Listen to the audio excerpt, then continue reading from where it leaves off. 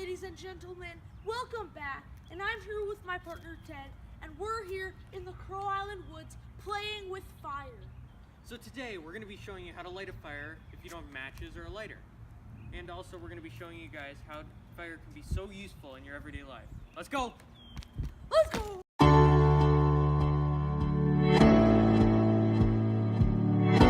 The first way we're going to be showing you is flint and steel. Flint and steel can be very easy and it can be very hard. If it's nice and hot and warm outside, it's really easy to do stuff. But if it's rainy and wet, it's really hard to do. So first we're going to take our lint, dryer lint, and our flint and steel. We're just going to loosen it up a little bit so air can flow through it. Then all we do is we strike it place the rod under the flint or under the lint, and then do a couple of strikes, and it should light up relatively quickly.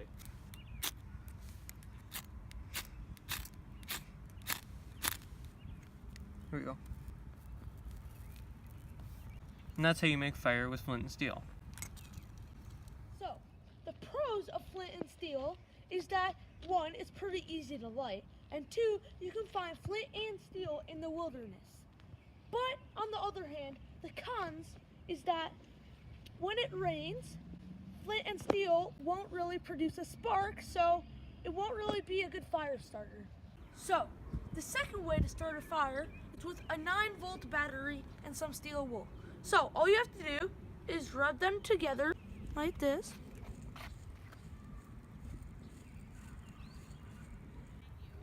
So here, it's starting to light now. And when you're done with that,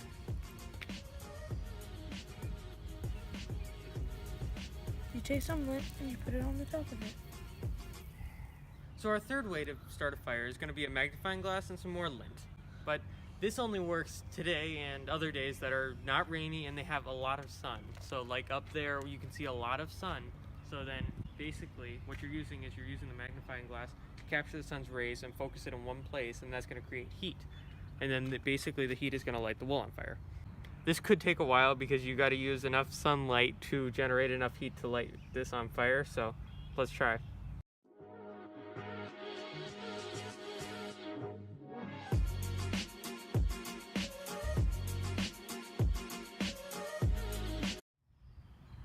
So the pros of this strategy are, if you have enough sunlight, it should be pretty easy because all you're doing is holding a magnifying glass in one spot for 5 minutes.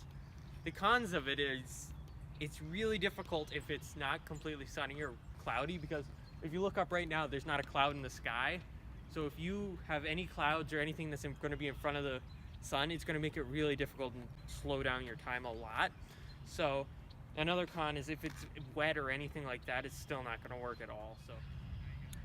So, the last way to start a fire, but the hardest way, is the fire roll. How you do this is you need a cotton ball, you need 2 pieces of sticks. First, you take the cotton ball and you unwind it like this. Then, you have to take some ashes from your previous fire, like this, put it in the cotton ball, and finish rolling it up. So it should look like this. Next, you put the cotton ball in between both sticks of fire, and then you try to rub them together.